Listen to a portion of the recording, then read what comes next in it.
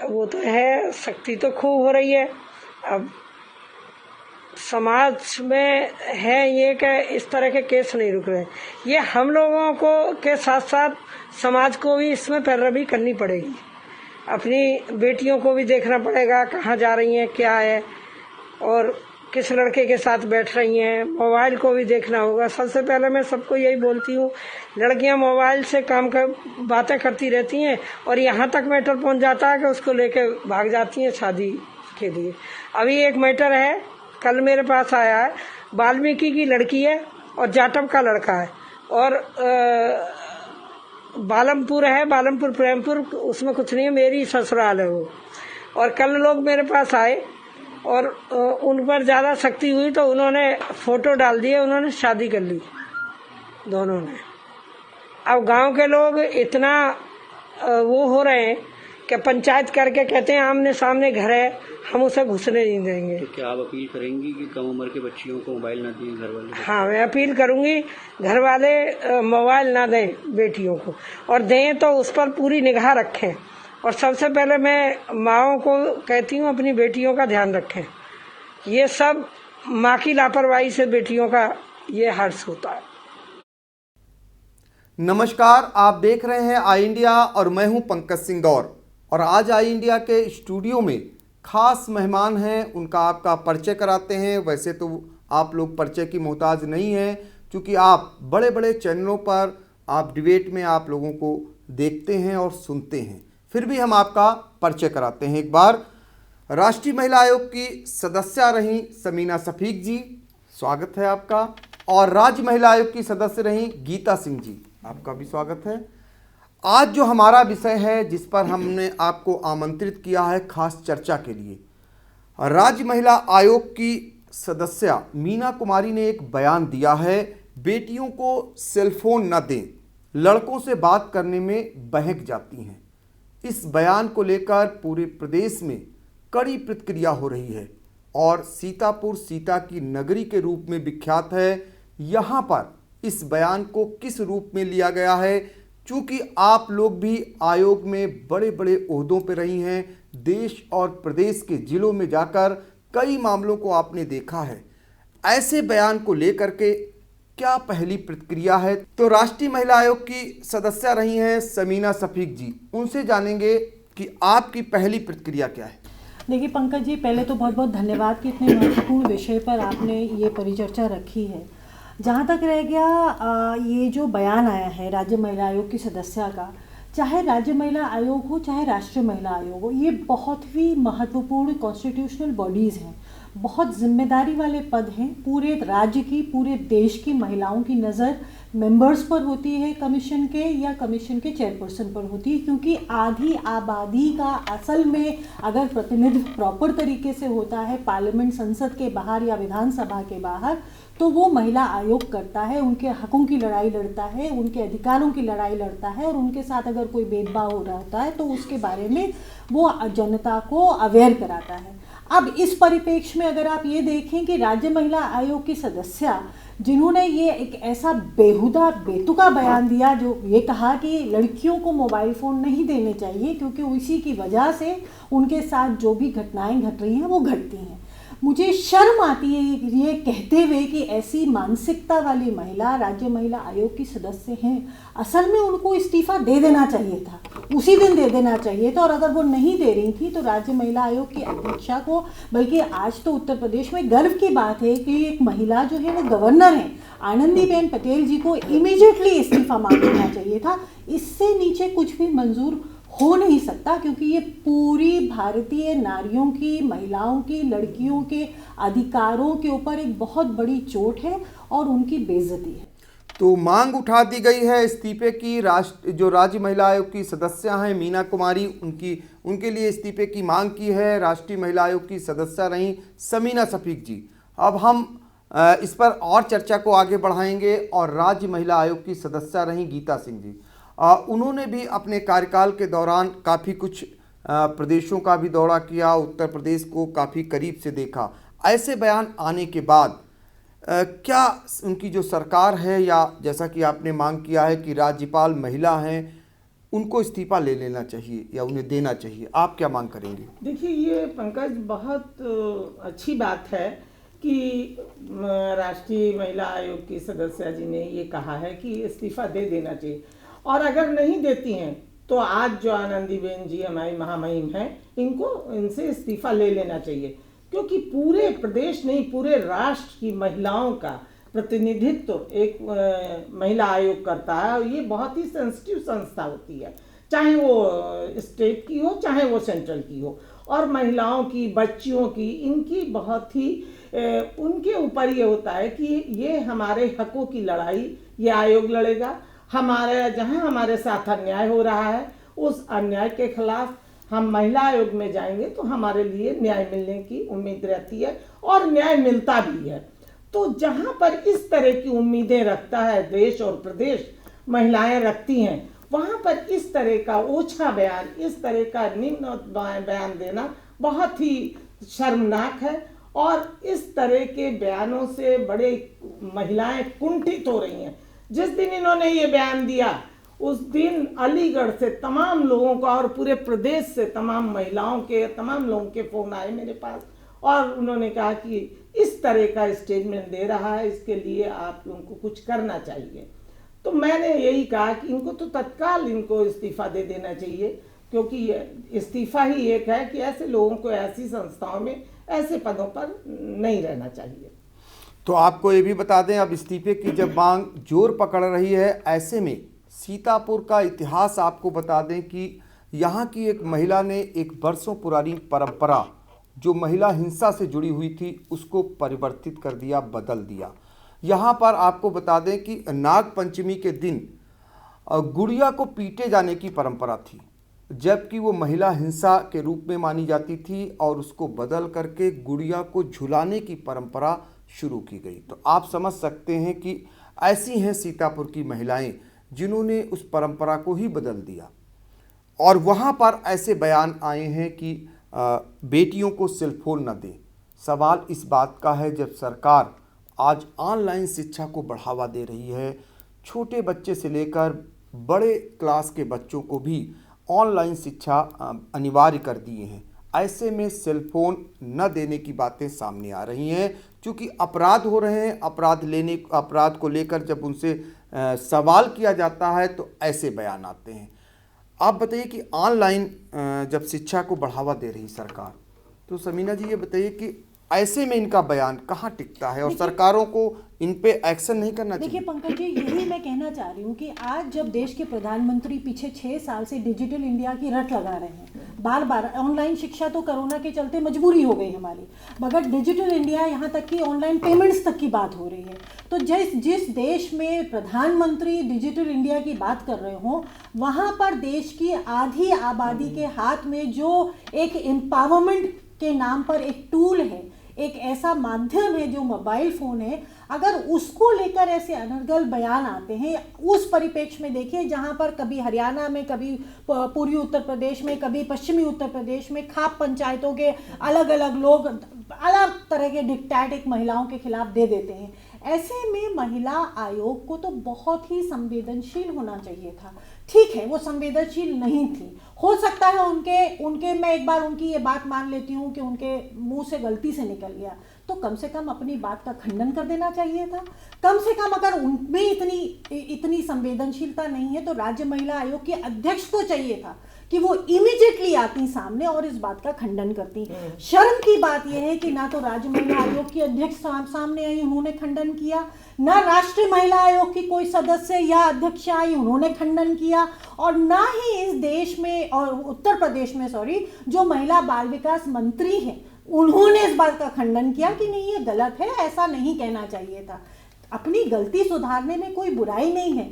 जब आप इतने संवैधानिक पद पर बैठकर इस किस्म की भाषा शैली का इस्तेमाल करते हैं, प्रयोग करते हैं लड़कियों और महिलाओं के लिए, तो होता क्या है कि जो लोग ऐसी कुंठित मानसिकता के ऑलरेडी हैं, गांव में, कस्बे में, खेड़े में, शहर में, उनकी इस मानसिकता को और बल मिलता है उनको लगता है कि अब तो आयोग ने भी कह दिया, एक तरीके से आप उसको स्टैम्प कर रहे हैं। तो अब जब डिजिटल एम्पावरमेंट की बात हो रही हो और ऐसे में अगर ऐसी कोई बात आती है तो शर्म की बात है। भाई लड़कियां आज लड़कों से कहीं कम नहीं हैं। शिक्षा में देख लीजिए तो अगर रिजल्ट उठाकर देख लीजिए तो लड़कियां ज्यादा लड़कियां आगे हैं। हाँ। अगर आप नौकरी देख लीजिए तो कौन सा ऐसा क्षेत्र है जहां पर लड़कियां आगे नहीं है। अब तो हवाई जहाज भी उड़ा रही है, लड़ाकू विमान तक उड़ा रही है। तो ऐसे परिप्रेक्ष्य में इतना बैकवर्ड मानसिकता का कोई व्यक्ति इतने महत्वपूर्ण पद पर बैठा है, ये सोचकर भी शर्म आती है, ठिठुरन होती है, क्योंकि ऐसी बहुत सारी लड़कियां और महिलाएं होंगी जो पीड़ित होती होंगी और उनके कार्यालय पर जाकर अपनी पीड़ित होने के लिए गुहार लगाती होंगी, न्याय मांगती होंगी, न्याय की उम्मीद करती होंगी। जो सदस्य सार्वजनिक तौर पर कैमरा के सामने ये बात कह सकती हैं, आप इमेजिन करिए कि वो बंद कमरे में जब कोई पीड़िता अपने लिए न्याय मांगने जाती होगी तो उससे किस किस्म की भाषा शैली का प्रयोग करती होगी। मैं तो ये सोच के हैरान हूँ। मैं खास तौर से आपके माध्यम से ये अपील करना चाहती हूँ राज्य महिला आयोग की अध्यक्षा को भी और राष्ट्रीय महिला आयोग की अध्यक्षा को भी कि बराए मेहरबानी जो सेंसिटाइजेशन क्लासेस ज़रूरी है, ना सिर्फ नौकरशाही के लिए, ना सिर्फ पुलिस के लिए, ना सिर्फ वकीलों के लिए, ना सिर्फ डिस्ट्रिक्ट कोर्ट्स के लिए, ना सिर्फ कॉरपोरेट्स के लिए, वो सेंसिटाइजेशन, जेंडर सेंसिटाइजेशन क्लासेस जो हैं वो ज़रूरी है इस समय, खास तौर से राज्य महिला आयोग की सदस्यों के लिए। तो एक हफ्ते का जेंडर सेंसिटाइजेशन क्लास चलाइए। अगर आप उनको हटा नहीं सकते, उनसे इस्तीफा ले नहीं सकते, क्योंकि नैतिकता के आधार पर इस्तीफे की तो परंपरा इस देश में 6 साल से ख़त्म हो चुकी है, तो उसकी तो हम बात नहीं करेंगे। मगर आप कम से कम अपने आप को एजुकेट तो कर लीजिए। एजुकेशन में तो कोई समस्या नहीं है, अपने आप को शिक्षित कर लीजिए। और इसकी जिम्मेदारी जितनी राज्य महिला आयोग की अध्यक्षा की बनती है, उससे ज़्यादा राष्ट्रीय महिला आयोग की अध्यक्षा की बनती है। और मेरे कार्यकाल में जब मैं सदस्य थी राष्ट्रीय महिला आयोग में, हमने पूरे देश के राज्य महिला आयोगों को बुलाकर 2 दिन की वर्कशॉप करके प्रॉपर जेंडर सेंसिटाइजेशन प्रोग्राम किया है। ऐसा नहीं है कि ये पीछे हुआ नहीं है, अब नहीं हो रहा है। अब राष्ट्रीय महिला आयोग सिर्फ राजनीतिक भाषणों में या राजनीतिक विवादों में बयान देती है। ये बहुत अफसोस की बात है। उसका जो अपना जिम्मेदारी है उसका निर्वहन उनको करना चाहिए। तो आपने सुना, इस तरीके से भी मांग उठने लगी है कि अब उन्हें एक क्लास चलाने की आवश्यकता है। जब ऐसे बयान सामने आते हैं तो कहीं न कहीं अशिक्षा झलकती है, उनको शिक्षित करने की आवश्यकता है। साथ ही ये भी कहा जा रहा है कि जब लड़कियां लड़कों से किसी मामले में पीछे नहीं है, फिर ऐसे बयान आने की ज़रूरत क्या है, ये बड़ा सवाल है। और गीता सिंह जी शिक्षिका रही हैं और आपको बता दें कि जो मोबाइल का युग है ये करीब 1.5 दशक पहले से शुरू हुआ है। 1.5 दशक पहले भी अपराध होते थे, ये ज़रूरी नहीं कि अभी अपराध हो रहे हैं। ऐसे में मोबाइल पर सारा ठीकरा फोड़ना, और जहां सरकार, भाजपा सरकार 5G को बढ़ावा दे रही है और एक तरफ ऐसे बयान आ रहे हैं, तो क्या माना जाए? देखिए, आज हम बात करते हैं 21वीं सदी की और पहुंच रहे हैं। हमारी बालिकाएं, महिलाएं आज हर उस जगह पर हैं जहां पुरुष हैं। जब हम बराबरी का हक मांगते हैं, आज 50% की आबादी, आधी आबादी बराबर की हकदार है और वहाँ पहुँच रही है। बच्चों से, लड़कों से कहीं आगे हैं बालिकाएं। वहाँ पर आज हम इतनी छोटी सी चीज़ को कि मोबाइल के जरिए आज अपराध हो रहे हैं। जैसा कि अभी कहा कि मोबाइल तो वाकई 1.5 दशक पहले चला है, जिस तरह से आज बहुत फैला, लेकिन क्या अपराध उससे पहले नहीं होते थे? पहले भी अपराध होते थे, लेकिन किसी एक उसको मोबाइल को खाली कह देना कि मोबाइल के जरिए से आज अपराध हो रहे, ऐसा नहीं कुछ है। सवाल उठता है कि अपनी मानसिकता का। आज इतनी ओछी मानसिकता के लोग अगर ऐसी संवेदनशील संस्थाओं में बैठे होंगे जिनका इतना संकुचित विचारधारा होगी और इतनी छोटी सी बातों को लेकर इस तरह से कि मोबाइल के जरिए ऐसा हो रहा, तो हम क्या उम्मीद उनसे कर सकते हैं कि हमारी बालिकाएं, हमारी बच्चियां, जिनको हम आज चाहते हैं कि आसमान की ऊंचाइयों तक उड़ रही हैं, आज वो सीमाओं पे रक्षा कर रही हैं। आज हर उस क्षेत्र में है जहाँ पर बालक हैं, जहाँ पर बच्चे हैं, तो वहाँ पर हम कैसे भेज सकते हैं? कैसे ऐसे लोगों से हमको न्याय मिल सकता, बराबरी का हक कैसे मिल सकता है? आज आवश्यकता है कि हम, अगर कोई बात इस तरह की होती है, अगर कहीं न कहीं भाई दिबे कोई मोबाइल से या कुछ इस तरह की बात होती, तो एक आयोग का दायित्व बनता है, काउंसलिंग करिए, आप बुलाइए, आप काउंसलिंग करिए। काउंसलिंग करने के बाद गलतियां होती हैं निश्चित रूप से, कहीं बालकों से भी, बच्चों से भी। थोड़ा सा गीता जी इसमें कुछ कहना चाहूंगी। असल में ये जो पितृसत्ता सोच है ना, ये सिर्फ पुरुषों तक नहीं है लिमिटेड। ये पितृसत्ता सोच जो है ये असल में महिलाओं में काफी हद तक है, और अफसोस की बात है कि इस सोच के चलते ही इस किस्म के अंदर बयान आते हैं। सवाल ये उठता है कि जब लड़की से ये कहा जा रहा है कि इसे मोबाइल मत दो क्योंकि इसके साथ अपराध हो रहा है, लड़कों से क्यों नहीं कहा कि मोटरसाइकिल मत दो, ये अपराध कर रहा है? नहीं। लड़कों से क्यों नहीं कहा कि मोबाइल छीन लो, ये सेक्सुअल वीडियोस देख के, शराब पी के, दारू पी के, कोरोना में बाकी सारी स्थितियां बंद थी, शिक्षा बंद है मगर शराब के ठेके खुले में, ये क्यों नहीं कहा गया कि भाई शराब के ठेके बंद कर दिए, लड़कों से मोटरसाइकिल छीन लीजिए, डीजल पेट्रोल मत दीजिए क्योंकि ये लड़कियां छेड़ते हैं। मगर वही पितृसत्ता सोच है जो ये सोचती है कि अगर लड़की के साथ अपराध हो रहा है तो पहले उससे मोबाइल छीन लो, फिर उसको घर में बिठा लो, उसकी शिक्षा खत्म कर दो, स्कूल जाना बंद कर दो कि वो उसके साथ अपराध ना हो।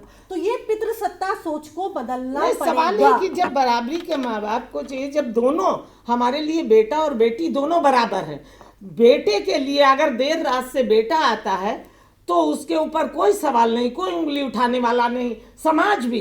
लेकिन अगर लड़की कहीं काम पे गई है या वो वर्किंग लेडी है या वो पढ़ाई के उससे कहीं गई है और जरा भी उसको देर हुई, हो सकता है उसको साधन ना मिला हो, आने जाने की सुविधा ना सही तरीके से मिल पाई हो, अगर तो सवाल उसके ऊपर प्रश्नों की बौछार हो जाती है। ऐसा क्यों? तो आज जरूरत पड़ रही है मानसिकता बदलने की। आज ऐसे लोगों को कि अपनी मानसिकता में बदलाव लाएं और वो चाहें कि हमारे लिए बेटा और बेटी दोनों बराबर है। अगर हम बेटी को भी जो सुविधाएं बेटे को देते हैं वही सुविधाएं हम बेटी को दें, क्यों हम दुर्व्यवहार करते हैं, क्यों उनमें हम फर्क मानते हैं? और आज मोबाइल ही नहीं, तमाम ऐसी चीजें, हम अपनी बेटी को बाहर नहीं भेजेंगे पढ़ने के लिए, ऐसी भी सोच है लोगों की कि अगर तुम अपनी बेटी को बाहर नहीं पढ़ने के लिए भेजोगे, तुमने अपनी बेटी को इस लायक क्यों नहीं बनाया? बेटी बाहर पढ़ेगी, शिक्षित होगी, आगे ऊंचाइयों तक जाएगी। और बेटी ही एक ऐसी है, नारी ही एक ऐसी है जो जाकर दो परिवारों को बहुत आगे ऊंचाइयों तक पहुंचाती है। अगर नारी शिक्षित हुई तो दो परिवारों को शिक्षित करती है, और बेटा अगर पुरुष शिक्षित हुआ तो वो केवल सिमट कर एक ही परिवार तक रह जाता है। ये सोच लानी चाहिए, लेकिन ये सोच केवल ये जुमले कहने भर के हो गए हैं और सोच में बदलाव नहीं आ रहा है। वैसे हम आपको बता दें कि सीतापुर से एक नारा और नारे को अंजाम दिया गया और उस नारे को बुलंद किया था अन्नपूर्णा सेवा संस्थान के अध्यक्ष स्वर्गीय अनिल द्विवेदी जी। उन्होंने बहुत ही वैसा नारा दिया था, आपकी ही बात का हम समर्थन कर रहे हैं। उन्होंने कहा था बेटियों को पढ़ाओ और बेटों को समझाओ। इस नारे को बल दिया जाना चाहिए। जैसा कि आप लोग कह रहे हैं कि बेटों से कोई नहीं पूछता अगर देर में आते हैं और बेटियों से सवाल होते हैं। यदि बेटों को समझा लिया जाए तो बेटियों पर होने वाले अपराध शायद ना हो। ये बिल्कुल ऐसे बातें सामने आ रही हैं। हम एक आखिरी सवाल के लिए आप लोगों के पास चलेंगे और जानेंगे कि आप लोगों ने आयोग में बहुत सारे काम किए, आपने देश स्तर पे काम किए। अब आपको आयोग में भी क्या बदलाव नज़र आता है? पहले जो काम होते थे, जिन मुद्दों को लेकर, जिन मामलों को लेकर राष्ट्रीय महिला आयोग जाता था तो लगता था भले उसकी सत्ता होती थी, लेकिन वो जब कोई घटना होती थी, कोई मामला होता था, वहाँ पहुँचता था तो सामने वाले को लगता था हाँ अब क्या होगा, अब कार्रवाई होगी। लेकिन अब ऐसा फिलहाल नहीं देखने को मिलता है। जी बहुत अच्छा, बहुत महत्वपूर्ण सवाल है, क्योंकि एक तरीके से आप जब किसी संस्था के इतना महत्वपूर्ण हिस्सा होते हैं और वहाँ की जब आप दुर्गति देखते हैं, दुर्दशा देखते हैं तो तकलीफ होती है। मैं आपको एक छोटा सा उदाहरण दूंगी। देखिए जो आयोग होते, वैसे तो समाज की बात गीता जी ने कही कि ये जो सामाजिक संरचना है, सोच है, यही गलत है। इस समाज से ऊपर उठ के इंस्टीट्यूशनल कॉन्स्टिट्यूशनल बॉडीज़ इसीलिए बनाई जाती हैं कि सामाजिक सोच से ऊपर उठ के राजनीतिक मुद्दों को दरकिनार रख के न्यूट्रल होके जो व्यक्ति विशेष है, चाहे वो ह्यूमन राइट कमीशन हो, चाहे चाइल्ड राइट कमीशन हो, चाहे वुमेन कमीशन हो, चाहे कोई और आयोग हो, इस देश में बहुत सारे आयोग हैं, वो वहाँ पर निर्णय ले सके और गाइड कर सके। अब हम जाहिर सी बात है यूपीए के समय पर के कार्यकाल में सदस्य बने थे और उसके बाद 2 वर्ष मैंने एनडीए कार्यकाल में भी काम किया और ये पूरे 7 महीने एनडीए कार्यकाल में काम किया और 2.5 2.25 साल हमने यूपीएस कार्यकाल में काम किया। उसका डिफरेंस बताने का शायद ये सही समय नहीं होगा, मगर अगर आप वैसे देखें तो एक राजनीतिक पार्टी उस समय भी सत्ता में थी। मैं अपने पर्सनल अनुभव से बता सकती हूँ, ऐसे कितने ही केसेस हैं, आप गूगल कर लीजिए, मैं आपको एक केसेस दे सकती हूँ जहाँ पर सत्तारूढ़ दल के नेताओं ने अनगढ़ बयान दिए हैं और हम लोगों ने बाकायदा सिर्फ नोटिस नहीं दिया है, उनको बुलाकर उनसे जवाब तलब किया है। ऐसे बहुत सारे प्रदेश थे जहां सत्तारूढ़ पार्टी की सरकार थी, उसके बावजूद अगर वहां पर कोई ऐसी घटना घटी है तो वहां जाकर और वहां पर फटकार लगाई है और कोशिश करी है कि कार्यवाही सही तरीके से हो, निष्पक्ष हो, और यही काम होता है आयोग का। आज के समय में आप देख लीजिए, इतनी भीषण, इतनी भयानक घटनाएं घट जाती हैं, इतनी, आप और छोड़ दीजिए, अभी कोरोना महामारी के चलते अस्पताल में एक मरीज के साथ डॉक्टर बलात्कार कर लेता है, स्टाफ बलात्कार कर लेता है, एक वक्तव्य महिला आयोग का, राष्ट्रीय महिला आयोग का नहीं आता है। सलमान खान कुछ कर दें, अमिताभ बच्चन कुछ कर दें, अनुपम खेर कुछ कर दें, या कोई ऐसा कोई बात हो जाए तो इमीडिएटली नोटिस पहुंच जाता है, क्योंकि वो आपको पब्लिसिटी दे रहा है। अब मुझे ये बात कहनी नहीं चाहिए, मगर ये कुंठा, ये तकलीफ है, क्योंकि महिला आयोग का जो काम है वो इस देश की आधी आबादी को न्याय देना है, बगैर किसी राजनीतिक द्वेष के या दबाव के। मगर आज के समय में अगर आप देखें तो ऐसा लगता है कि राष्ट्रीय महिला आयोग खास तौर से, और राज्य महिला आयोग तो किसी गिनती में ही नहीं, हम कभी सुनते ही नहीं। उत्तर प्रदेश में इतनी भीषण घटनाएं हो जाती हैं, एक वक्तव्य नहीं आता किसी का, व्यक्तिगत जाना तो छोड़ दीजिए। और सिर्फ घटनाओं की बात नहीं होती Pankaj ji, legal awareness programmes होते हैं जिनको हम LAPs कहते हैं नेशनल लेवल पर, जो हमने खुद दूर दराज जाके सिक्किम से लेके और केरला तक, यूपी में खुद सीतापुर में बहुत सारे लीगल अवेयरनेस प्रोग्राम्स किए हैं। आज राष्ट्रीय महिला आयोग कौन से लीगल अवेयरनेस प्रोग्राम्स कर रही है? हम लोगों का मतलब, मैं कमीशंस का ये दायित्व है कि लीगल अवेयरनेस जो है वो कानूनी जागरूकता वो महिलाओं की बढ़ाई जाए, और सिर्फ ना महिलाओं की, क्योंकि मेरे अपने कार्यकाल में जब मैंने कार्यकाल संभाला था तो मुझे एक थोड़ी सी कमी दिखाई दी कि वहाँ पर सिर्फ महिलाओं से वार्ता हो रही थी। तो मुझे लगा कि आधी आबादी जो समस्या से ऑलरेडी पीड़ित है, हम उन्हीं को जागरूक कर रहे हैं, उन्हीं को समाधान दे रहे हैं। अरे जो असल में जो परेशानी की जड़ है दूसरी आधी आबादी, उनको बुलाओ। तो ये परंपरा मेरे कार्यकाल में हम लोगों ने शुरू करी कि हम लड़कों से बातचीत करना शुरू किए, और उनसे बात करके न सिर्फ केसेस बेस पे बट अदरवाइज भी उनका जेंडर सेंसिटाइजेशन शुरू किया था। निर्भया केस के बाद खास तौर से ये सरकार, मनमोहन सिंह जी की सरकार थी, और इमीडिएटली सर्कुलर आया था कि आप सबको सारे ऑफिसेज में हर जगह जेंडर सेंसिटाइजेशन करना है। अनफॉर्चुनेटली वो सारा काम अब रुक गया है, थम गया है, और अगर नहीं रुका है तो राज्य महिला आयोग को, राष्ट्रीय महिला आयोग को बताना चाहिए, पटल पर रखना चाहिए, क्योंकि ये परंपरा है। राष्ट्रीय महिला आयोग की जो रिपोर्ट है वो खासतौर से संसद के पटल पर रखी जाती है। देश की जो महिला बाल विकास मंत्री होती हैं, ये उनकी जिम्मेदारी बनती है कि वो देखें कि आयोग की जो कामकाज की रिपोर्ट है वो सही तरीके से पटल पर सांसदों के सामने रखी जाए। आज के समय में ऐसा कुछ होता दिख नहीं रहा है, और अगर हो रहा है तो कहाँ हो रहा है ये जनता को जानने का अधिकार है, महिलाओं को जानने का अधिकार है। उनके लिए नए कानून कौन से बन सकते हैं?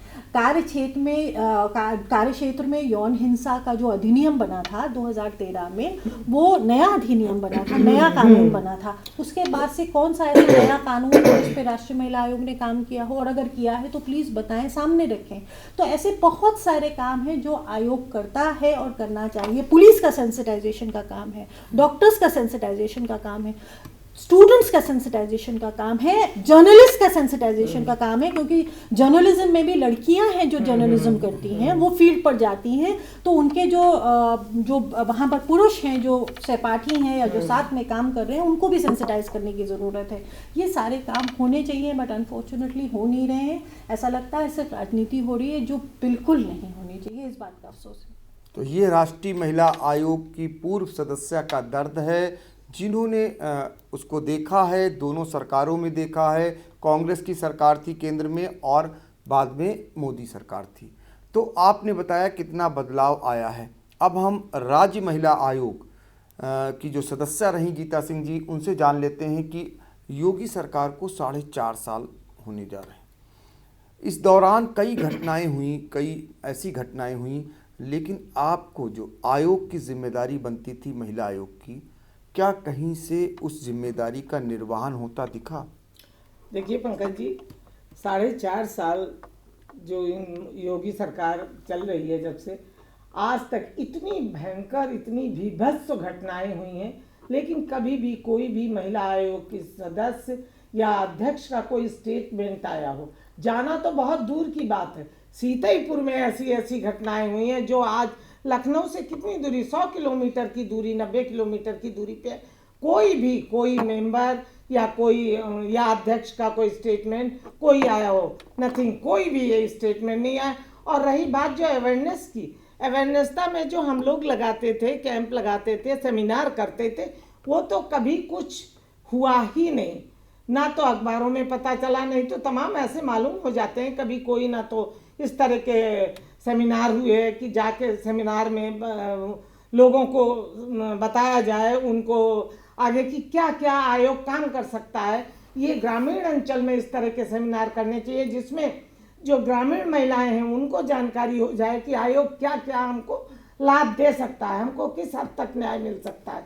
लेकिन ऐसा कुछ नहीं हुआ, केवल मात्र वो राजनीतिक प्लेटफॉर्म बन गया है। कमीशन जो एक संवैधानिक संस्था होती है और उसको कोई राजनीति या पार्टी या दल उससे अलग हटकर, उससे ऊपर हटकर काम करना चाहिए और महिलाओं के विकास के लिए, महिलाओं को न्याय दिलाने के लिए, उनके प्रति। और हम कौन से ऐसे संवैधानिक वो लाए, संविधान में अमेंडमेंट करें, ऐसे कोई कानून जिससे कि महिलाओं को आगे बढ़ने का रास्ता सुगम और सरल बने, जिससे वो अपनी लड़ाई को आयोग तक न जाके स्वयं ही लड़े और उसमें सफलता हासिल करें। तो कुछ भी आज तक नहीं। जैसा कि समीना जी ने बताया कि 2013 में जो एक अमेंडमेंट हुआ था संविधान में, उसके बाद आज तक कुछ नहीं, इस पर कोई वो नहीं, कोई चर्चा ना कोई बात है, ना कोई सेमिनार है, कुछ नहीं। आयोग तो केवल एक ऐसा मुखौटा बन गया है कि वो केवल एक राजनीतिक पार्टी या दल कहिए उससे ही जुड़ा हुआ और उसी तरह से वो दल हित में काम करता है, पार्टी हित में काम करता है। कहीं भी कोई अवेयरनेस या कोई भी इस तरह का कि महिलाओं के उत्थान के लिए, महिलाओं को आगे बढ़ने के लिए कोई कार्य करे, उनको न्याय दिलाए। तमाम तो हमने इस तरह से, तमाम लोग मेरे पास आते हैं, मैंने कई बार आयोग में संपर्क किया, एप्लीकेशन भेजी। आज भी एक हरगांव का प्रकरण मैं अभी बता देती हूँ। अभी हमारे पास आया और वो लड़की ब्याही थी, मुस्लिम ही थी। वो लड़की 3 महीने हुए थे उसके शादी के और उसके हस्बैंड ने उसको तलाक करके छोड़ दिया। मैंने कमीशन को चिट्ठी लिखी, मैंने बात की, उसकी एप्लीकेशन यहाँ डाली गई, उसको भी भेजा कि इस तरह से आज तक कोई नोटिस नहीं आई, कुछ नहीं, कोई कार्रवाई नहीं, नथिंग। फिर मैंने स्वयं दूसरे परिवार से भी मिलके दोनों की काउंसलिंग की, टेलीफोनिक काउंसलिंग की और दोनों की सुलह समझौता करवा के 7 तारीख को हमने उस लड़की को उसकी ससुराल भेजने का कार्य किया। वो गोला की लड़की, लखीमपुर डिस्ट्रिक्ट गोला में ब्याही थी और हर गांव में उसकी मायका था।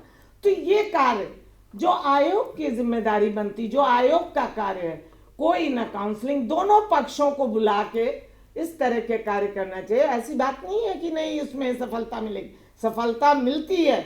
99% तो हम सफल हुए हैं, 1-8% हुए तो नहीं मिली सफलता, लेकिन 99% हम जब काउंसलिंग करते थे उसमें हमें सफलता मिली। और आयोग अपने इस दायित्व का अगर निर्वहन करता रहे तो निश्चित रूप से कि आयोग का पूरा, कि जिस तरह से महिलाओं के उत्थान के लिए, महिलाओं के न्याय के लिए, उनकी अधिकारों के लड़ाई के लिए बना, ये सफल रहेगा। ठीक है, आपने राज्य महिला आयोग की बात करी, मैं एक छोटी सी बात करके अपनी बात समाप्त करूंगी। बहुत अफसोस के साथ ये कहना पड़ रहा है कि उत्तर प्रदेश के राज्य महिला आयोग की स्थिति पहले भी कोई बहुत अच्छी नहीं थी। मुलायम सिंह जी का वो बयान जहाँ पर उन्होंने कहा था लड़के हैं गलतियाँ हो जाती हैं, उस पर राज्य महिला आयोग का बयान पाना तो छोड़ दीजिए, कोई प्रतिक्रिया भी नहीं आई थी। तो राज्य महिला आयोग की ज़्यादातर स्थिति कोई बहुत अच्छी नहीं है। इस किस्म के स्वीपिंग स्टेटमेंट्स जब होते हैं ना पंकज जी, लड़के हैं गलतियाँ हो जाती हैं, लड़कियों को मोबाइल फ़ोन नहीं देना चाहिए, इस किस्म के जब स्टेटमेंट्स होते हैं तो ये मानसिकता पर सीधे प्रहार करते हैं और ये जो जिस किस्म के आजकल अपराध हो रहे हैं लड़कियों के खिलाफ, उसमें और बढ़ोतरी करते हैं। तो इसलिए चाहे वो सरकार हो, चाहे सरकार में बैठा कोई व्यक्ति हो, चाहे नौकरशाही में कोई बैठा व्यक्ति हो, और चाहे आयोग में बैठा कोई व्यक्ति हो, वो बहुत जिम्मेदारी का उसको निर्वहन करना चाहिए और ऐसा कोई स्टेटमेंट पहले तो देना नहीं चाहिए। मगर अगर ऐसा स्टेटमेंट आ गया है तो उससे ऊपर जो भी जिम्मेदार व्यक्ति बैठा, और इस केस में राज्य महिला के ऊपर राष्ट्रीय महिला आयोग है, ऐसा बयान फौरन आ जाना चाहिए था कि ये गलत है। तो कहने का मकसद है कि राज्य महिला आयोग की स्थिति, डे टू डे एक्टिविटीज़ में हम नहीं जाते, मगर ये जो स्वीपिंग स्टेटमेंट्स हैं ये महिलाओं के खिलाफ बढ़ते अपराध को और बढ़ावा देते हैं, और ऐसे स्टेटमेंट्स नहीं दिए जाने चाहिए। फिलहाल जो बयान आया वो एक राज्य महिला आयोग की सदस्य का बयान था, और उस बयान को लेकर ये आम लोगों की प्रतिक्रिया नहीं है, बल्कि राष्ट्रीय महिला आयोग की पूर्व सदस्य और राज्य महिला आयोग की पूर्व सदस्य का बयान है, और जिसमें यहाँ से मांग उठी है। एक तो इस्तीफे की मांग की गई है, दूसरी एक क्लास चलाए जाने की मांग की है ताकि शिक्षित की जाएं, ऐसे बयान ना आए। और ये भी कहा गया है कि जो आप लोगों के कार्यकाल में जो जागरूकता का अभियान चलाया जाता था वो भी अब दूर दूर तक नज़र नहीं आ रहा है। हम उम्मीद करेंगे कि ऐसे बयान आगे भविष्य में नहीं आएंगे। आज के लिए इतना ही। आप दोनों का बहुत बहुत धन्यवाद। धन्यवाद। खबर आपकी, नजर हमारी। देखते रहिए आई इंडिया।